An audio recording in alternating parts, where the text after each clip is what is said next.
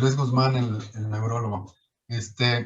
Bueno, quisiera primeramente nuevamente agradecerle al padre Tomás de Ícar que nos acompañe en este día con estos temas que pues para muchos serán novedosos, pero que seguramente para otros pudieran ser solamente la continuidad de un enriquecimiento de esta información que seguramente de mucho interés nos va a proporcionar el padre.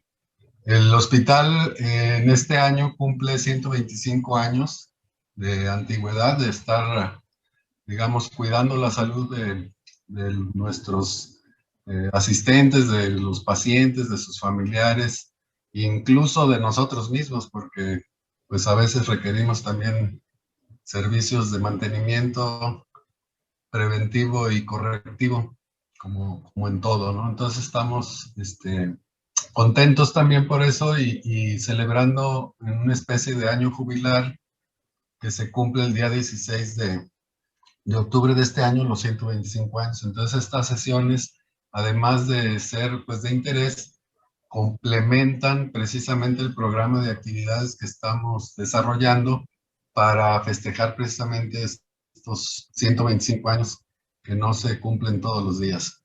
Entonces, le paso la palabra a Celso, les agradezco a todos los asistentes, pero tenemos que iniciar con los que estamos como decíamos, para respeto del ponente y respeto de todos los que llegamos temprano. Entonces le cedo la palabra para que lo presente el doctor Celso Cerda, que es nuestro coordinador de enseñanza en el hospital, a quien también le agradezco proporcionar o prestarnos su plataforma para que se lleve a cabo debidamente esta reunión. Entonces, Celso, gracias también a ti.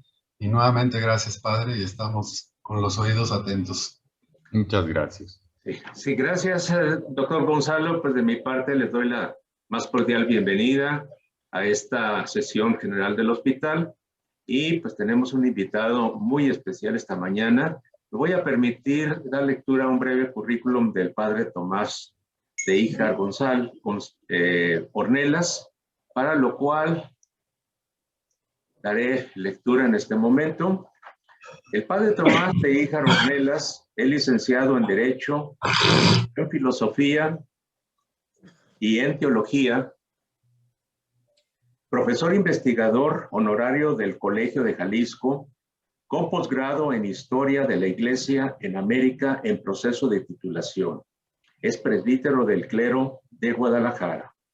Es miembro activo de la Fundación Arquitectura Tapatía, Asociación Civil, académico honorario de la Academia Nacional de Arquitectura, del Grupo Amigos del Paseo Fray Antonio Alcalde, Asociación Civil, socio de la Benemérita Sociedad de Geografía y Estadística del Estado de Jalisco, del Seminario de Cultura Mexicana, Corresponsalía Guadalajara, de la Sociedad Mexicana de Historia Eclesiástica, del Grupo de Estudios sobre Religión, Cultura, del Colegio de Michoacán, y actualmente se desempeña como profesor de la Escuela de Conservación y Restauración de Occidente, bibliotecario y maestro en el Seminario Mayor de Guadalajara, cronista de la Arquidiócesis de Guadalajara, postulador de la causa de canonización de Fray Antonio Alcalde, rector del Templo de Santa Teresa en Guadalajara. Él ha escrito libros y más de 200 capítulos de libros, monografías y artículos de temas históricos, religiosos, culturales y sociales, y ha sido condecorado con el Premio Ciudad de Guadalajara. Bienvenido, padre Tomás. Muchas gracias, don Celso. Pues muy honrado de estar con ustedes esta mañana para desgranar algunos aspectos relacionados con la deontología médica y sus implicaciones en el marco de la pandemia que nos aflige y de los criterios que desde el Evangelio quisiera yo presentarles. Voy a dividir mi exposición en 4 apartados y procuraré ser en ellos muy conciso para que a la vuelta de 35 o 40 minutos abramos un espacio para interactuar con a través del diálogo, el razonamiento y las cuestiones operativas y prácticas que puedan tener para ustedes como agentes sanitarios el tema que se les propuso. Desde luego, es indispensable recordar que para el tema que nos ocupa, las ciencias de la salud y la deontología, deber, logos, tratado, están estrechamente vinculados a principios que, además de profesionales, son éticos, son filosóficos y son morales. Y en este último capítulo, la moral que se inspira en el Evangelio tiene como punto de partida algo que en términos muy generales podríamos denominar la felicidad humana. Yo, en mi tema, desarrollaré los 4 apartados desde este punto de vista. ¿Qué es la felicidad humana? ¿Qué amenaza la felicidad humana? ¿Qué la subsana? ¿Y qué implicaciones tiene procurar la felicidad humana desde la deontología médica en tiempos de pandemia? Haciendo especial énfasis, y eso va a ser como una aportación que les deje desde algo que me compartió hace muy poco el doctor y consocio en la Benemérita Sociedad de Geografía y Estadística, como lo es también quien me invitó a estar con ustedes, el doctor Celso Cerda, el consentimiento informado como derecho social en tiempos de pandemia. Con eso quisiera aterrizar el capítulo y los aspectos que compartiré con ustedes. Por dentro y por fuera.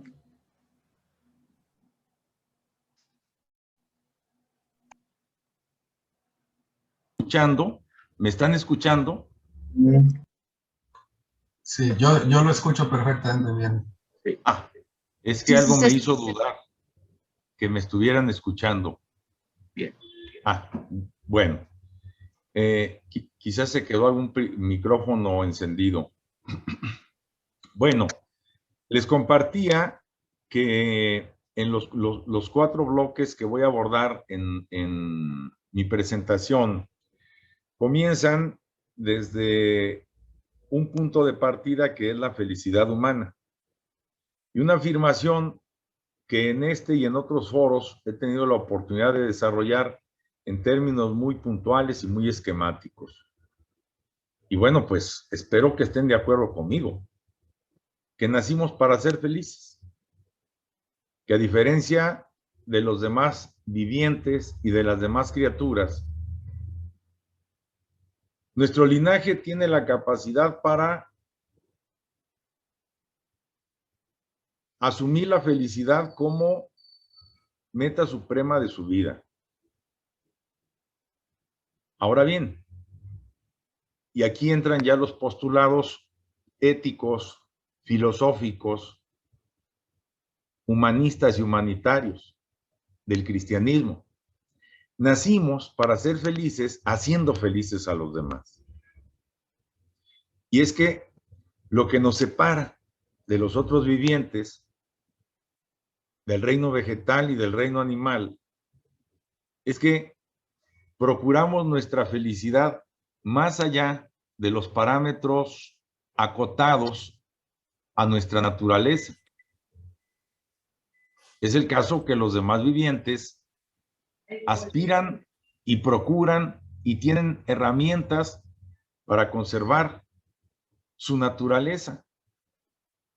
Y tienen apetitos, gracias a los cuales, por un lado, reparan sus fuerzas y por otro, evitan riesgos que pondrían su subsistencia en el colapso.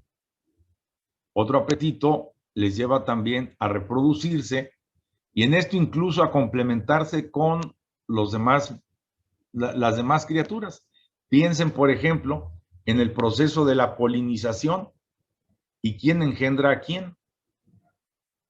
Si las flores con su aroma a los colibríes y a las abejas y a los demás volátiles que participan en este proceso, o a la inversa, es una simbiosis y una complementariedad en orden a que cada viviente mantenga su ser y se evite su extinción. Si tomamos en cuenta este punto de partida respecto del ser humano en relación a las demás criaturas, podríamos asentar que si nacimos para ser felices, haciendo felices a los demás, que llevamos dentro un recipiente que no produce lo que contiene, sino que lo recibe, lo retiene y lo administra. Porque me amo a mí mismo, me siento amado, porque me siento amado, amo a los demás. Que ese recipiente no produce lo que contiene, lo recibe, lo administra y lo comparte para que se reproduzca y crezca. Ahora bien, cuando la felicidad no llega, el recipiente de la misma que llevamos cada uno, llamémoslo en términos casi poéticos, el corazón, se asfixia y hasta se muere. Tanto así que alguien puede estar muerto por dentro, aunque por fuera camine, respire, coma y duerma, si ya no siente o si siente al revés, como le pasa al que sufre si los demás gozan o goza si los demás sufren. Y es que el recipiente puede estar tapado, sucio o roto. Si está tapado, ahí no entra nada. Si está sucio, pues lo que entra se contamina, y si está roto, lo que entra se tira. La tapadera podríamos encontrarla en todo lo que nos obstruye a recibir la felicidad. Tal es el caso de los sentimientos de culpa, los sentimientos de superioridad, los sentimientos de inferioridad. Y los odios y rencores contaminan todo lo que entra al recipiente. Por eso, perdonar no es un acto gracioso al que perdono, sino un beneficio que hago a mí mismo desintoxicándome de lo que no debo arrastrar por tiempo indefinido. Y los desórdenes de conducta o trastornos de personalidad, pues son las fracturas del recipiente por donde se escurre lo que cae. Y en el arte de vivir hay que sellarlas. Nacimos para ser felices haciendo felices a los demás, pero nadie da lo que no tiene. Nuestro corazón está hecho a la felicidad como un pez está hecho a vivir en el agua. Primer principio. Segundo principio. Si la felicidad en términos humanos es capacidad de amarnos a nosotros mismos, sentirnos amados y amar a los demás, si cuando alguien, debiendo recibir la felicidad o acogerla, retenerla y transmitirla, se ve privado de eso, ¿qué pasa cuando buscamos fuera lo que de existir debemos reconocer dentro? Que fuera de nosotros encontramos un poco de todo, pero lo que está fuera de mí se convierte en cáscaras, en morusas y en migajas cuando trato de meterlo dentro. La felicidad que está fuera de mí es aparente. ¿Por qué se muere, se acaba, me traiciona, me es infiel, me pone condiciones, se olvida de mí? Y por otro lado, yo no debo buscar fuera lo que el corazón necesita adentro. La felicidad que está fuera de mí, acabo de mencionarlo, siendo como es aparente, puede darme cierta satisfacción, pero es una satisfacción más que ambigua, porque solo tiene como sucedáneo el cariño y no el amor. Yo quiero lo que me sirve, no necesariamente lo amo. Puedo querer a mi perro, quiero mis lentes, quiero mis zapatos, pero no los amo, los uso, me sirven, los quiero, se descomponen, se desgastan, se enferman, los tiro. El cariño es desechable y el amor es irrevocable.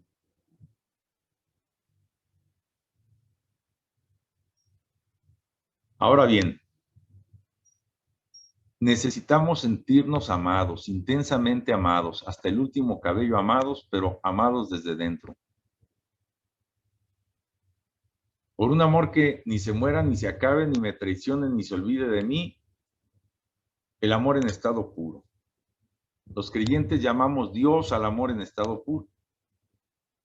Los cristianos llamamos Padre al amor en estado puro. Pero esto es una idea. Y el corazón, el recipiente del amor o de la felicidad, no entiende de ideas. Es sordo, ciego, mudo y no sabe leer y escribir. El corazón es como un bebé. A un bebé no le puede uno decir, bueno, mi hijo, mira, te acabo de cambiar el pañal, aquí está tu biberón, te dejo en tu cunita y no me tardo. El bebé solo siente que se le va a su punto de referencia y expresa su sensibilidad con el llanto y con ese dolor seco que nos forjó en la primera parte de nuestra vida. No sé ustedes qué opinan al respecto, yo lo he reflexionado muchas veces, pero creo que nunca sufrimos tanto y de forma tan intensa como en la primera parte de nuestra vida. Cuando, por un lado, sentíamos el dolor o lo que nos lastimaba y no teníamos explicaciones suficientes para darle sentido a ese dolor. Pero es el caso que nuestro corazón en ese punto sigue siendo el de un bebé. De manera que cuando la felicidad llega, pero yo no la siento, con las secreciones de mis miedos, dudas, angustias, inseguridad, sentimientos de culpa, sentimientos de inferioridad, desórdenes de conducta, se van haciendo como capas que luego me permiten modelar fetiches para buscar la felicidad fuera de mí. Yo estoy aquí por ti, yo vivo aquí. ¿Qué sería de ti sin mí? ¿Qué sería de mí sin ti? Codependencias afectivas. Y eso, en lugar de facilitar el proceso de la felicidad, ata la libertad, de la que voy a hablar en un momento, en el segundo de estos puntos, ata la libertad al consentimiento. El segundo punto de mi reflexión es, si nacimos para ser felices haciendo felices a los demás, y si el arte de vivir es o consiste en elegir voluntariamente lo que más me conviene, aunque no sea lo que más me guste, y si lo que más me conviene es el bienestar de mi prójimo, ¿cómo debo armar o estructurar mi vida interior respecto a lo que hago y a lo que me lleva a involucrarme con los demás? Digamos que lo que hasta aquí les he compartido, pues es una reflexión en el plano intelectual que tenemos que bajar del mundo de las ideas al de la experiencia. ¿Quién de los que estamos aquí Por ejemplo, sin ir más lejos, podríamos contar con un termómetro para saber cuánta es nuestra felicidad. No sé ustedes qué piensen, pero creo que si la felicidad no está en las cosas, ni en las personas, sino en el interior, cuando es capaz de sentirse y compartirse, tiene que haber, como el mercurio del termómetro, en relación a la temperatura, algo que nos facilite hacer mediciones de la felicidad. Y salvo que ustedes me corrijan, creo que ese termómetro de la felicidad humana es la paz interior. Cuando nada me reprocho y nada le reprocho a los demás. Cuando no permito que nadie me lastime y sé detener las agresiones a tiempo. Y cuando yo mismo soy capaz de no lastimar a nadie y de no engancharme en situaciones complejas en todos los órdenes. Y entramos aquí al campo de la salud mental como pórtico de la salud espiritual. Y entonces, si aceptamos lo primero, que el móvil de nuestra conducta busca, a diferencia de las plantas y de los animales, sentirse amado para poderse amar a sí mismo antes de amar a los demás. Y si la paz interior puede ser un buen referente para que sepamos cuál es el rango de nuestra felicidad o qué es lo que le impide alcanzar un nivel satisfactorio, simétrico con los demás seres humanos, desarmemos el postulado inicial que les presenté yo como si fuera un triángulo equilátero. Sentirme amado, amarme a mí mismo, amar a los demás.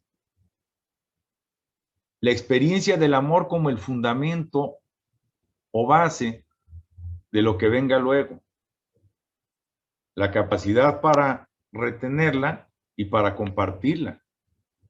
No son tres cosas, es una sola en tres momentos.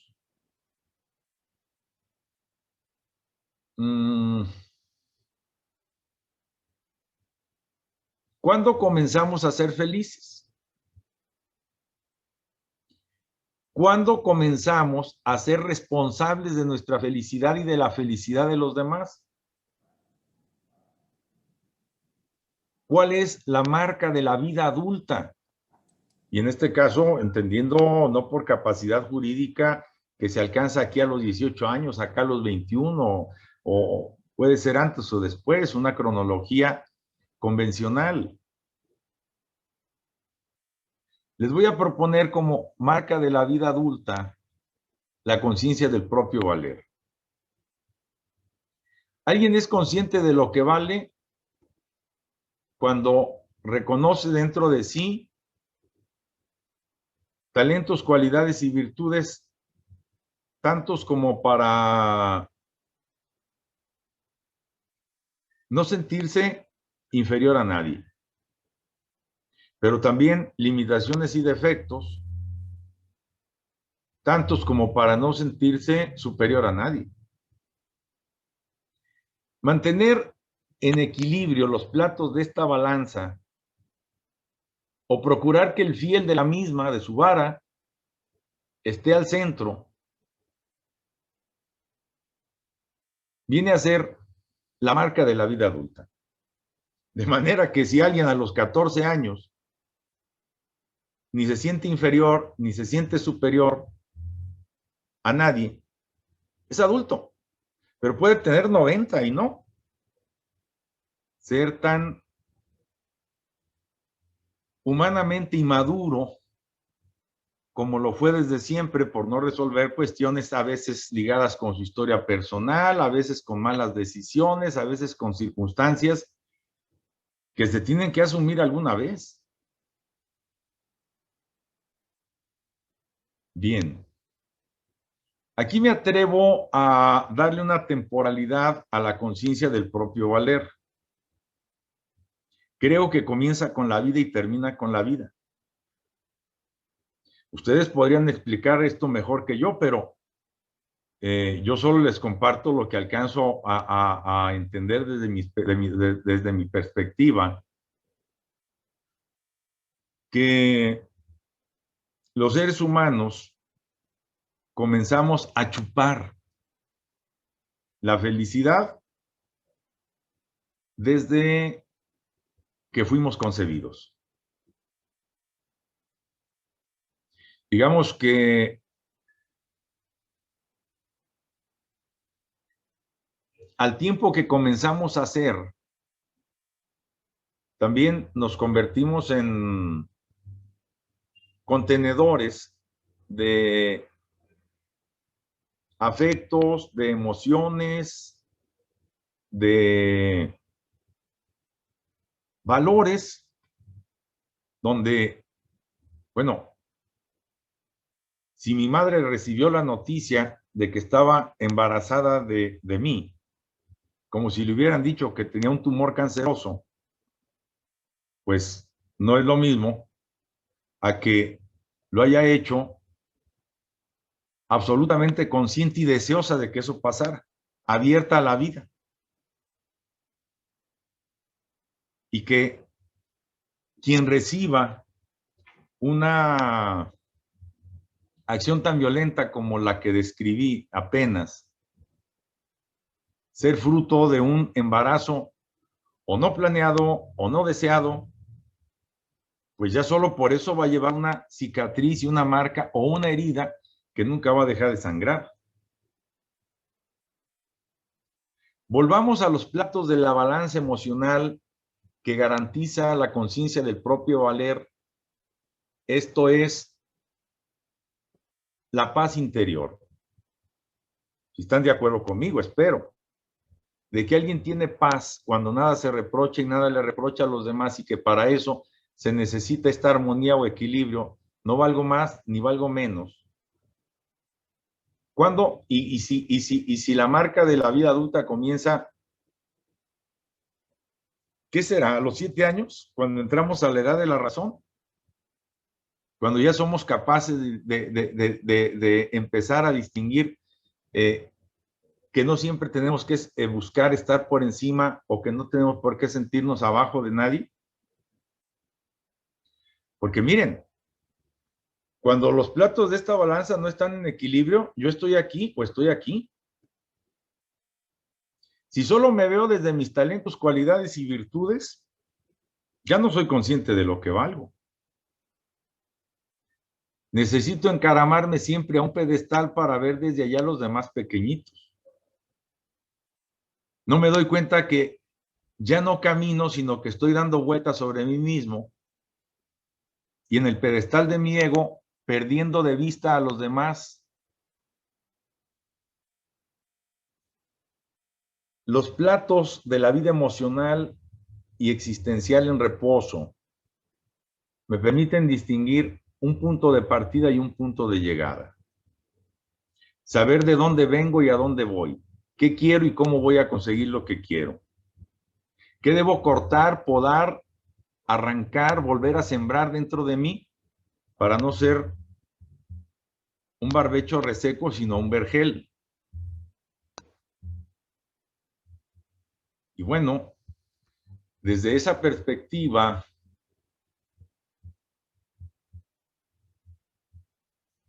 el autoconocimiento tendría que ser una responsabilidad en la que la educación, no la que se imparte en las aulas, que es muy importante, pero no es ni la única y ya no está siendo ni siquiera la mejor, sino la que integra todos los aspectos de formación de los seres humanos, incluyendo ahora, pues, los medios electrónicos, ¿no? Si la educación tiene como un postulado básico el autoconocimiento, digo, y la conciencia del propio valer. Cuando alguien no es consciente de lo que vale, entonces solo puede verse desde sus talentos o desde sus limitaciones. El que solo se ve desde sus talentos, ¿qué necesita para mantenerse en ese pedestal y subir cada vez más? Cuando alguien se siente superior a los demás, díganme ustedes, pues tiene que ser prepotente, irascible, iracundo, violento, colérico, exhibicionista, raro, llamativo, vistoso. Pero lo mismo le pasa al que se ve desde sus limitaciones. Se las arregla para que todo le salga mal y en todo le vaya mal. Y se tira al suelo para que los demás pasen por encima de él. Provoca a los demás para que con palabras, gestos y actitudes le hagan sentir que sus iniciativas están condenadas al fracaso, que su existencia misma es un error. Bien. Hasta aquí lo que quería decirles en torno al arte de vivir y de alcanzar la felicidad a partir de la paz interior.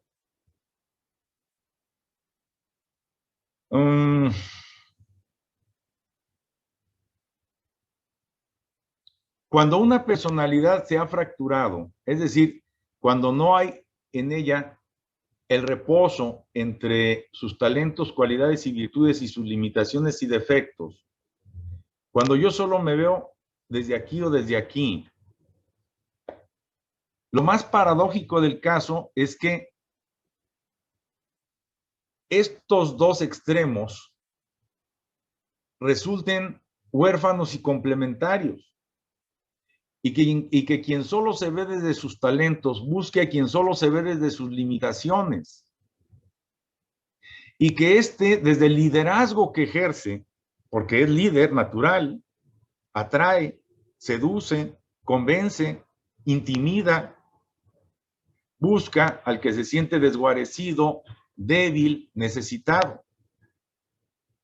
Lo busca y lo encuentra. Por eso, en la era de la competitividad, de la que debemos salir cuanto antes, el lastre más grande del individualismo ha sido ese. La mentira, la falsa postulación de que formar líderes, es decir, personas que solo se vean desde sus talentos, es para beneficio de los que no lo son y solo por eso requieren de alguien que los convenza. Pero miren ustedes en qué termina este enganche. En que cuando da con le habla al oído y con una voz engolada para decirle, hola, hola, ¿cómo estás? Bien. ¿Y por qué tienes esa cara de preocupación? Pues mira, no te lo diría así por así, pero me inspiras confianza. Lo que pasa es que ando buscando un verdugo y no puedo encontrarlo. Ah, qué casualidad. Yo ando buscando una víctima. Creo que podemos llegar a un arreglo. Te propongo esto. Para que yo sea fuerte, tú tienes que ser débil. Para que yo sea rico, tú tienes que ser pobre. Para que yo sea maestro, tú serás alumno. Para que yo sea patrón, tú serás obrero. Para que yo sea sano, tú serás enfermo. Para que yo sea guapo, tú serás feo. Bien, verán ustedes que aquí estoy haciendo un planteamiento desde el punto de vista, pues lo más común o cercano sería de enganche emocional. De una relación disfuncional entre personas que, lejos de complementarse en lo que quieren compartir, lo hacen desde lo que piensan que les hace falta y que el otro sí tiene.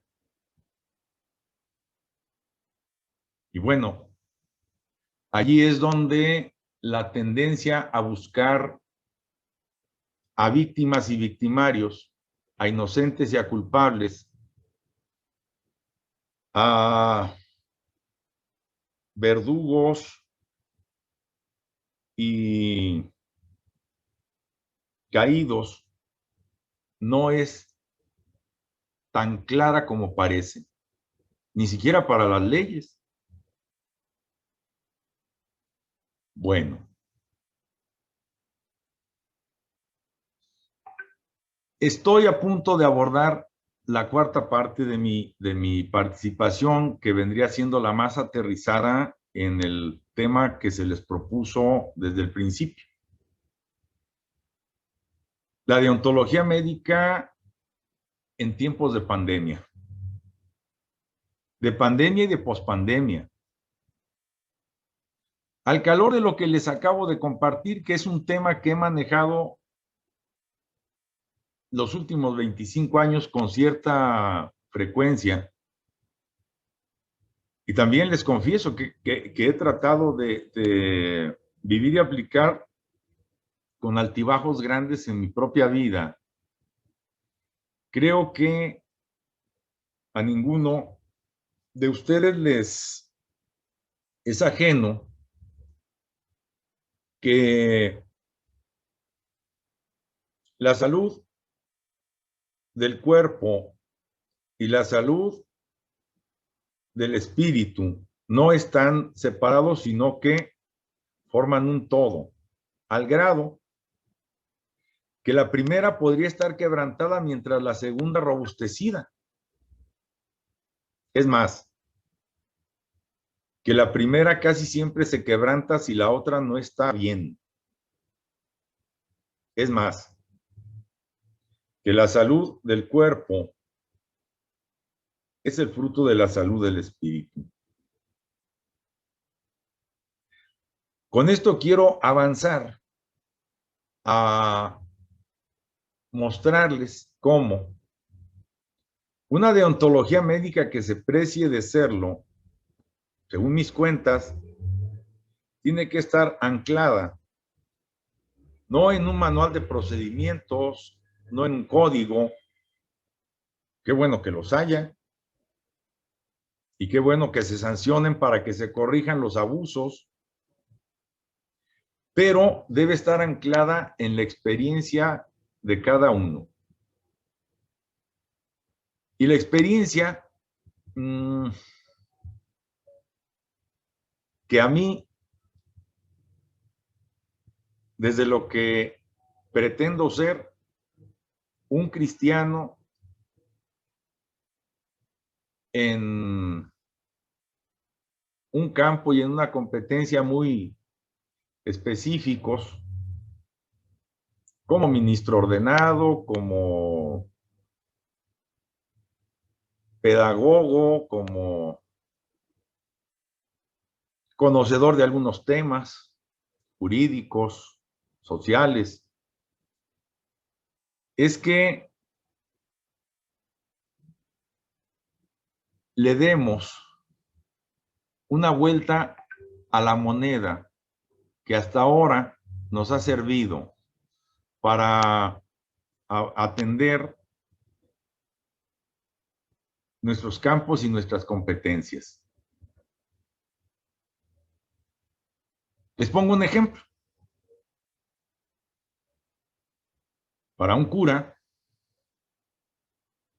un trabajo como el que ustedes desempeñan sería el que ejerce desde el confesionario, desde la dirección espiritual. Cuando alguien se acerca a él para mostrarle o para decirle lo que nadie más debe saber.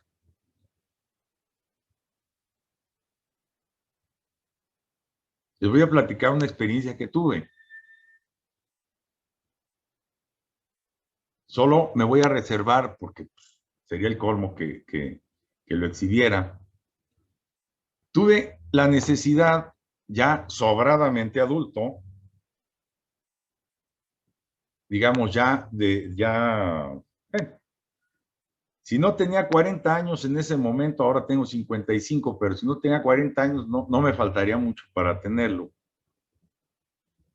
Fui a consultar a un profesional muy competente que me pidió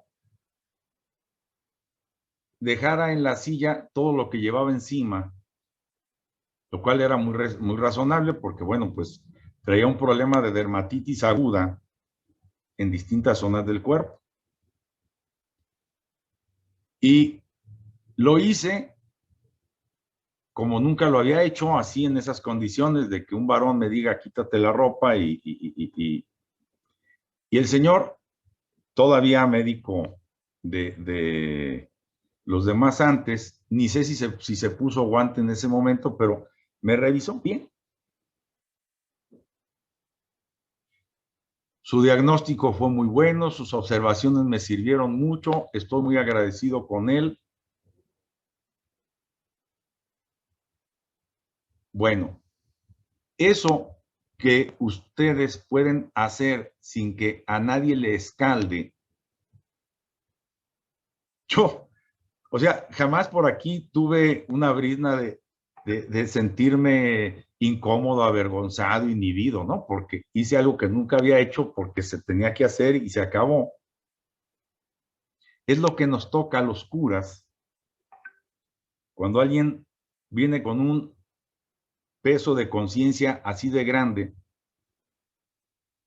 porque mató, robó, abusó, mintió, en fin.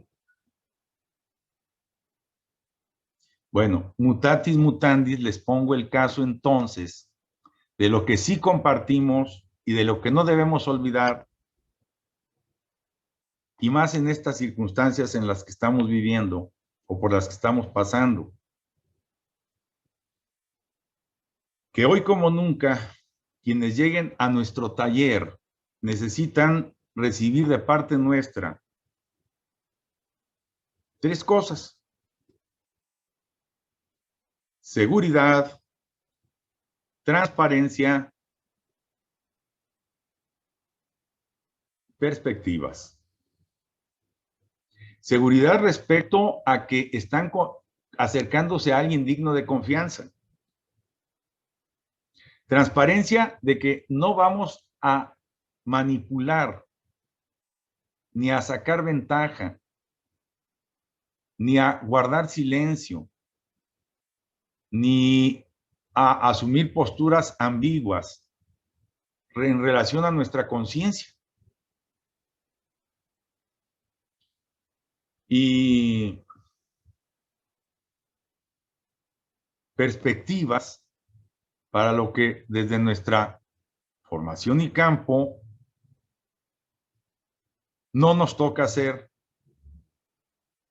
no podemos resolver. Si queremos plantear desde el principio con toda honestidad.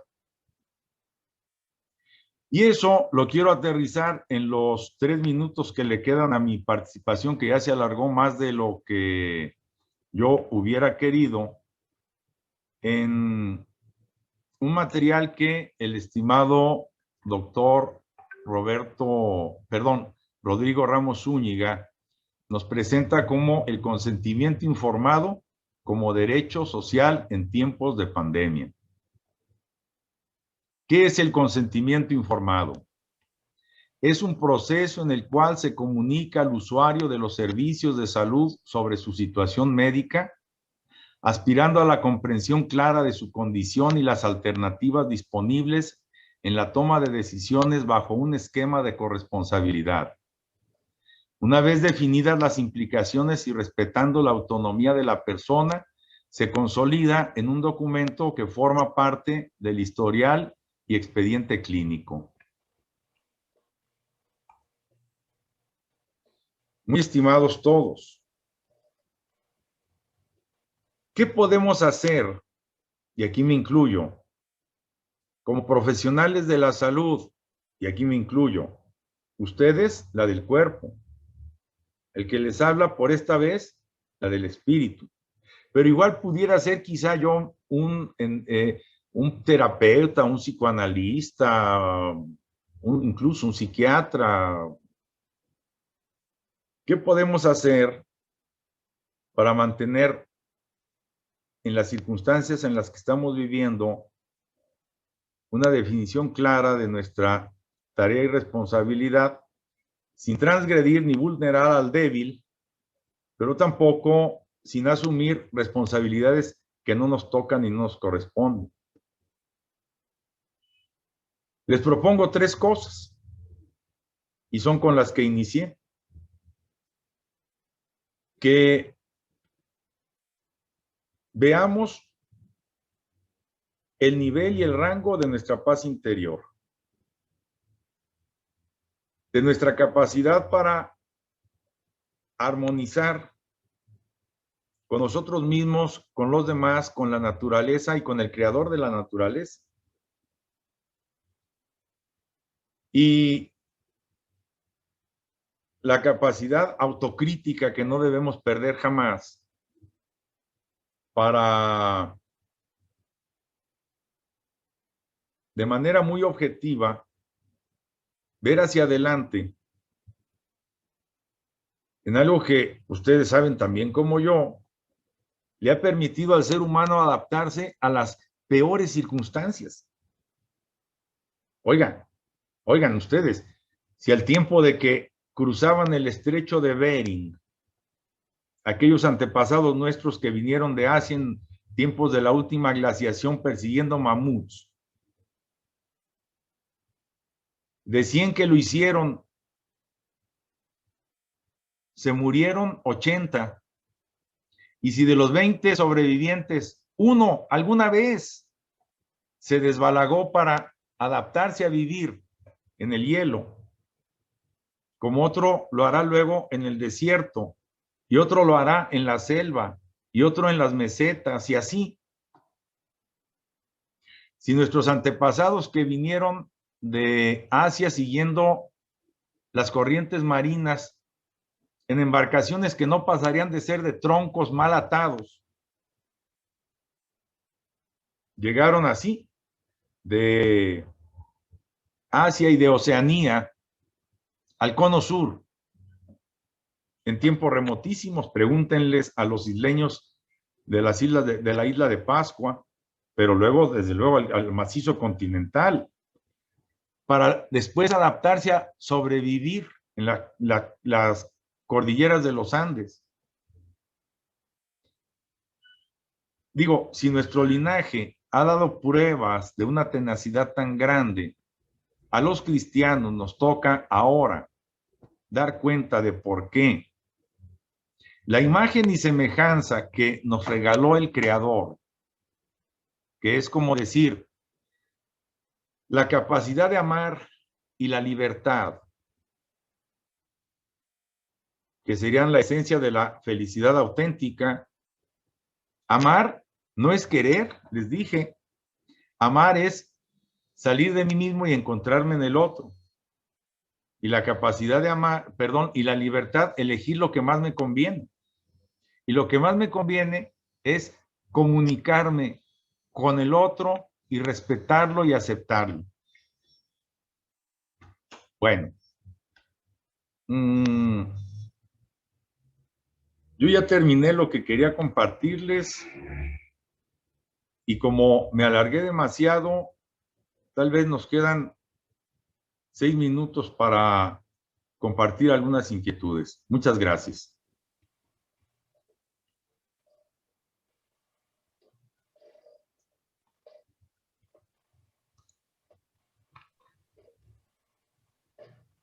Pues Padre Tomás, muy excelente su presentación. Creo que nos ha motivado y pues dejaría en estos minutos escuchar comentarios de los compañeros que tenemos ahorita el placer de escucharlo.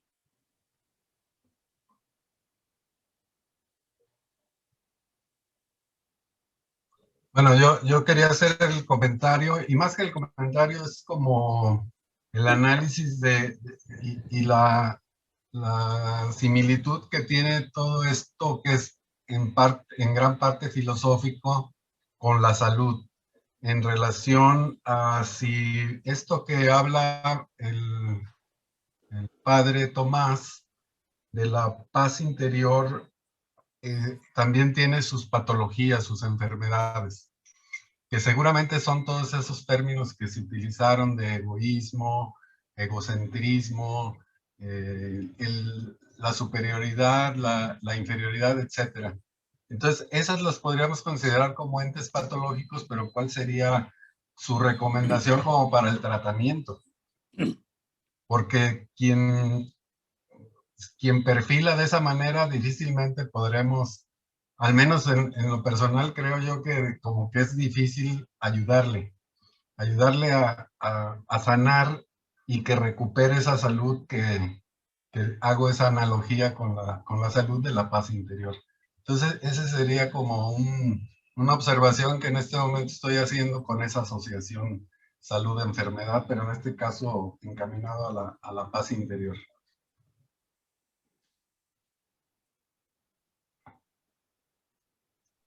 No sé si gustan hacerme algunos otros planteamientos y entonces tratar de darle respuestas para unir las demás cosas que escuche.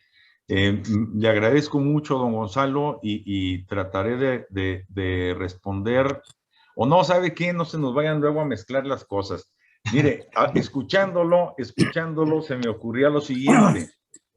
Digo, y disculpen que mutatis mutandis me atreví a, no lo hubiera hecho en otro foro, si no fuera el del Hospital de Santa Margarita, para no herir susceptibilidades, pero digo, si me atreví a comparar lo de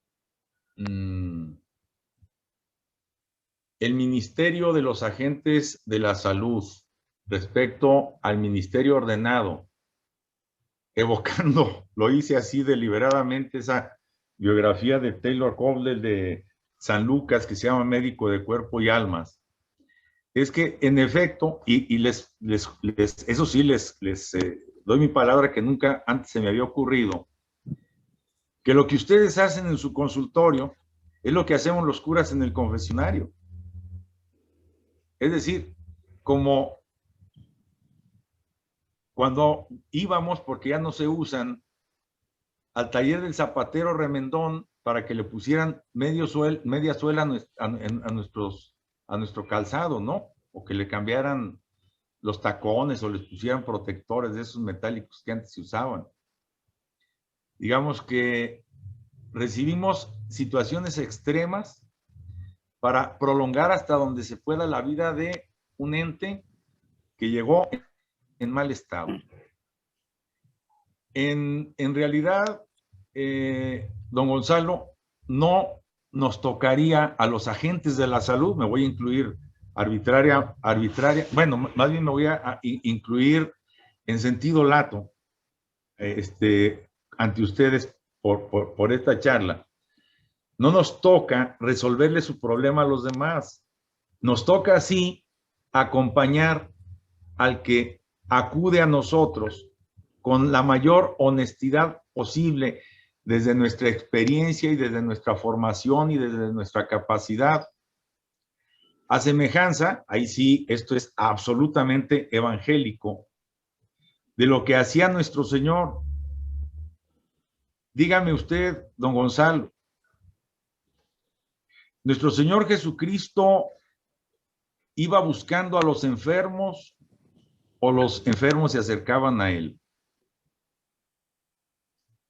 Pues generalmente él los buscaba y cuando ya se hizo, digamos, famoso, pues era mixto, ¿no? Él los buscaba y además los enfermos lo empezaron a seguir. Fíjese que no va a encontrar usted un solo caso en el que él haya ido a buscar enfermos. Ni enfermos, ni posesos, ni muertos, ni moribundos, nunca. Porque a la pasada los... Pero, oiga, pero se ponía de modo, se ponía de pechito para que los... Eso es otra cosa. Y nunca se hizo el occiso ante las situaciones, no solo de enfermedades muy puntuales, sino colectivas. O sea, veía a las muchedumbres y se condolía de ellas porque andaban como ovejas sin pastor. Y lo que nos deja a sus discípulos es la capacidad de transmitir salud al cuerpo y al espíritu, porque son lo mismo. Y mientras lo sigamos manejando como dos cosas, ni el zapatero va a dejar de seguir recibiendo, ahora sí dispensen la expresión, chanclas desvencijadas y que ya están para el tacho, ni los que deben darle a sus pies un calzado digno, pues van a tener un servicio. Y bueno, añádale usted a eso el grado de emponzoñamiento y de perversión terrible que a los agentes sanitarios, y ahí me incluyo, y ahí incluyo a los médicos, pues estamos pasando, donde el malamente llamado paciente, pues termina siendo un objeto para medrar con él en situaciones descabelladas, inverosímiles, criminales. O sea, no quiero hacer mucho énfasis en esto porque no es nuestro tema, ¿no? Pero, y ustedes tendrán muchos más datos que yo, pero digo, ¿cuántos profesionales de la salud solo hacen lo que les deja una ganancia material? Así se trate de prolongar la agonía de una persona o hundir su calidad de vida y la de su entorno y la de su economía para siempre. Es verdaderamente criminal y monstruoso. Y bueno, yo la verdad es que como, al igual que ustedes sin duda, creo en la justicia divina, me parece que quienes hemos medrado o abusado del ascendiente moral sobre los vulnerables, pues no la vamos a librar, a menos que lo reconozcamos y pidamos a tiempo perdón de ello. Entonces, ni vamos a resolver lo que no nos toca, don Gonzalo, ni vamos a asumir poses protagónicas, pero no nos vamos a quedar callados ante lo que tenemos que exponer con mucha claridad. Si usted le tiene que decir a una persona los riesgos en los que está su vida, no tiene por qué pensar que si le da la noticia le va a dar un infarto. Miren, me platicaban de una señora que, por cierto, le estoy diciendo un novenario de misas, que conocí yo ya decrépita porque aunque ya tenía una edad muy avanzada, aparentaba muchos más años de los que realmente tenía. Y una persona emocionalmente muy especial. Las 3 veces que coincidimos me quedó eso claro. Me comentaron que empezó a sentir un malestar, una cosa así, y que le dijeron que por los síntomas parecía que podía ser el COVID, y que ahí mismo se infartó y se murió. Hombre, bueno, aquí dígame usted de quién fue el problema. Pues ella ya tenía predisposición. Entonces, ¿quién tendría que sentirse culpable? No, pues ella misma. Hombre, nadie, hombre, ella ni cuenta se dio, y además, pues ahí sí que ojalá que estuviera preparada ya para partir al más allá y se acabó, ¿no? No, pero le iba a dar el infarto si le dicen eso o si es por otra cosa más al rato, ¿no? Absolutamente, absolutamente. Sí. Espero Gonzalo, haberle dado respuesta a lo que me preguntó don Gonzalo. Sí, muchas gracias, padre. Gonzalo. Sí, José Luis, adelante. Sí, primeramente agradecerte a ti y al doctor Celso por la organización de esta plática tan interesante que el padre, Tomás, nos ha hecho grata esta mañana. Padre Tomás, de verdad, le agradezco mucho sus reflexiones que nos ha vertido en esta mañana, porque de alguna manera corresponde hacer un llamado a nuestra propia conciencia, a nuestro interior, de no olvidar el camino que Jesús nos ha trazado, porque Jesús médico, Cristo médico, es nuestro guía. Entonces deberemos nosotros tener siempre presente que es el camino con esta paz y con esta libertad como debemos aceptar a todas aquellas personas que nos depositan la confianza para atender sus problemas de salud. Y la verdad me siento muy confortado espiritualmente al escucharlo a usted, porque sin duda, y el doctor Gonzalo y los demás acompañantes de esta mañana no me dejarán mentir, yo creo que compartimos este ejercicio de valores en la práctica clínica cotidiana con nuestros pacientes, ¿verdad? Pero no está por demás que hoy nos ayude usted a reflexionar para reconstituir nuestro actuar frente a nuestros pacientes, que sin duda alguna siempre estamos dispuestos a apoyarlos en lo más de nuestras capacidades que podemos hacer. Y aquí hago un paréntesis porque sí, usted hizo muy puntualmente una observación que debemos estar muy atentos los médicos a evitarlas, a no caer en esas tentaciones por desconocer precisamente nuestras capacidades y nuestros límites. Hay que evitar, a como dé lugar, hacer de la medicina aspectos que no podemos llevar más allá de lo que la vida misma nos puede permitir. Entonces, hay que evitar lo que se llama en medicina abusar de nuestros pacientes, el ensañarnos, sea con un tratamiento o sea con un abordaje diagnóstico con ellos. Por eso nosotros debemos tener muy presentes y pedirle a Dios nuestro Señor que nos ayude siempre a estar muy alertas para poder realmente saber el momento en el cual nosotros debemos ser muy honestos con nosotros mismos y con nuestros pacientes y sus familiares para poderles informar de que hasta ahí es un límite que debemos de dejar y que no tiene caso estar haciendo estudios por hacer o que estamos haciendo tratamientos que no van a redituar realmente en una calidad de vida apropiada para las personas que están bajo nuestra responsabilidad.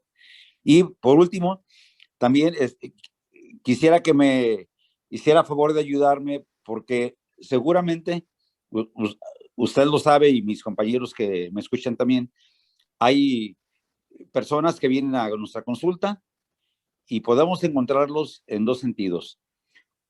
Uno, aquel que viene a victimizarse y uno, aunque trata de mantener la ecuanimidad y ayudarlo para hacerle ver que no hay razón para estar así, esta persona insiste en victimizarse, o por el otro lado, la persona que viene a tratar de victimizarnos y obviamente uno se resiste a ello y este tipo de relaciones médico-paciente dificultan la atención que debemos ofrecer para ellos. ¿Cuál sería su recomendación en este caso para poder tener el mejor resultado tanto para ellos como para mantener nosotros mismos nuestra tranquilidad, nuestra paz y nuestra libertad de poder seguir ejerciendo nuestro ejercicio profesional? Gracias nuevamente, Padre Tomás, y gusto en saludarlo y escucharlo. Gracias a usted, don José. Me alienta mucho lo que me dice, me instruye bastante también acerca de cosas que nunca jamás había reflexionado. Le voy a decir una. Yo no sé cuántas, pero sí más de 100 veces, o sea, por decir un número, pero más, en temas de mi jurisdicción, de mi competencia, le he absoluta y abiertamente recomendado a las personas con las que he charlado que busquen un apoyo profesional y un proceso terapéutico. No, dije 100, pero podían ser 500 o 1000.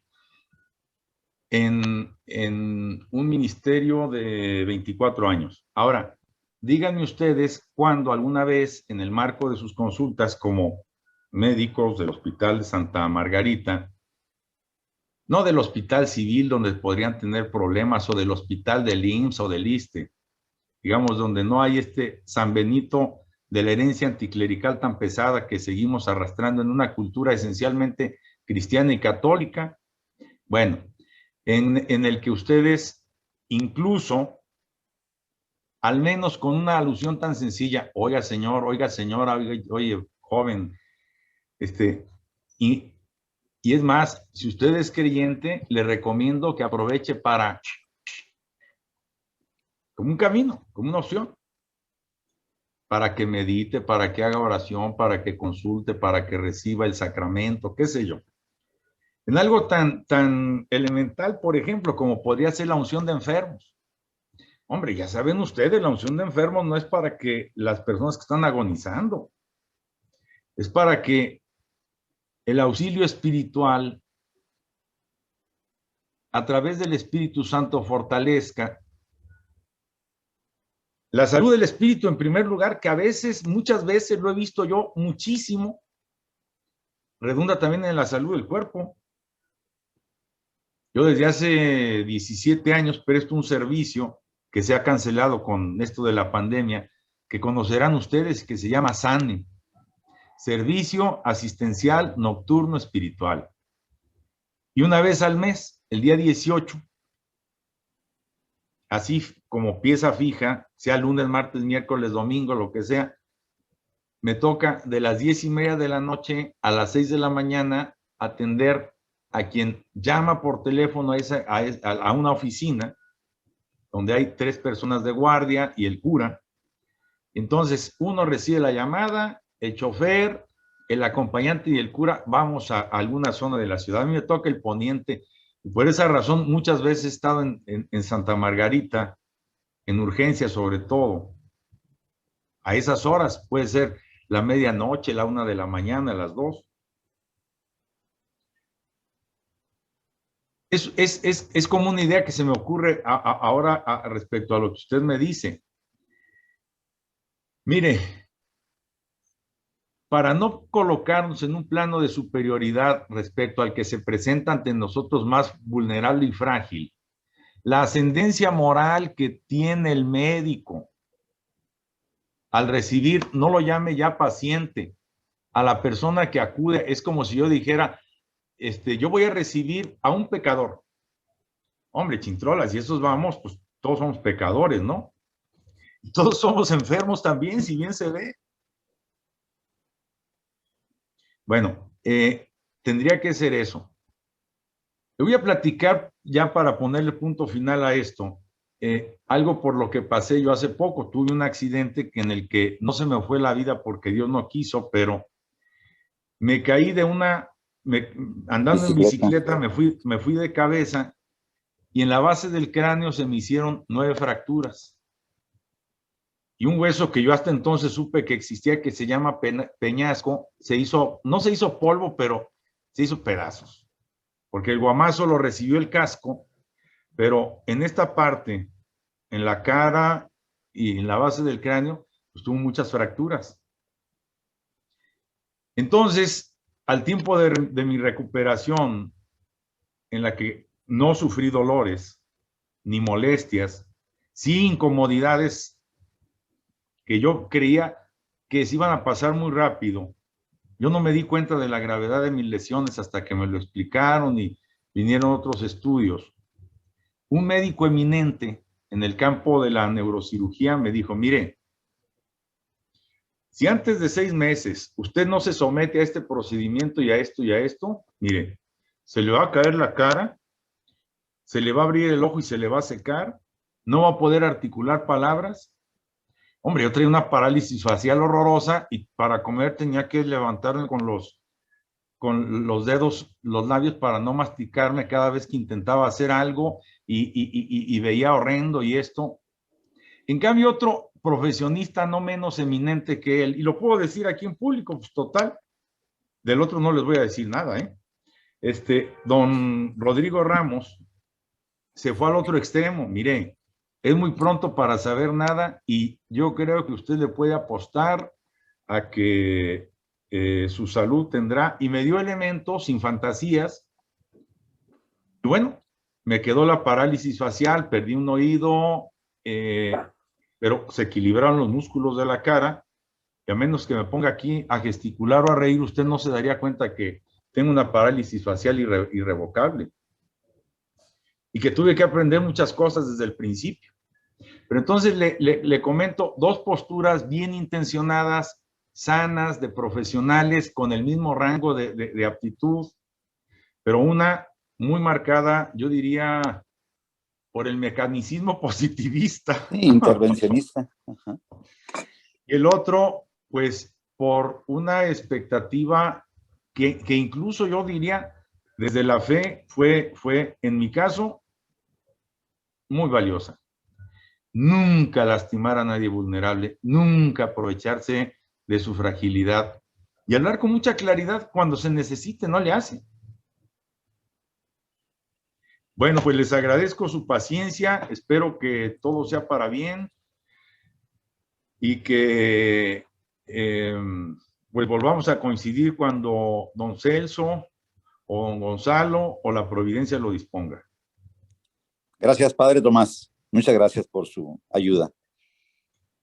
Bueno, pues no me queda más que nuevamente agradecerle al padre que nos compartió precisamente pues mucho de su experiencia y mucho de la preparación, que no fue una preparación de ayer para hoy para la plática, sino que se ve que es una preparación de toda la vida. Entonces, pues lo que más se agradece precisamente es el compartir, y compartir con esa experiencia que usted tiene, para nosotros pues fue muy ilustrativa. Lo vamos a compartir también esto con el resto del personal para que pues también el beneficio se extienda más allá. Entonces nuevamente fue digamos un lujo que haberlo tenido aquí en esta celebración del año de los 125 años de la fundación del hospital, y nos deja también una expectativa difícil para las siguientes sesiones, que esperamos que sean al menos igual o que pretendan ser igual a la suya, que le digo, estoy seguro que todos los que lo escuchamos muy agradecidos, y los que no se van a ver en la necesidad de ver esto en forma grabada, porque lo vamos precisamente a difundir por el gran beneficio que esto puede tener para la modificación, adaptación o adecuación de nuestras actividades en el sector de la salud.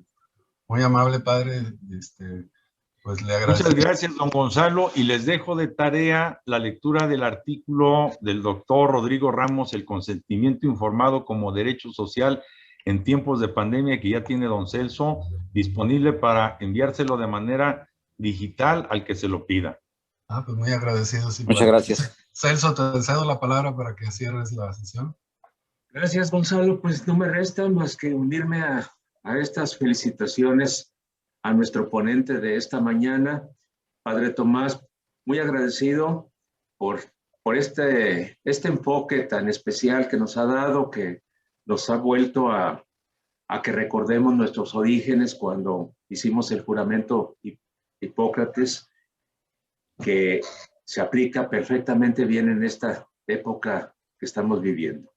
Esperemos que no sea esta la primera, sino que sea una de tantas ocasiones más en que lo podamos contar con su presencia, y que nos dé sus experiencias en este campo tan importante de la medicina.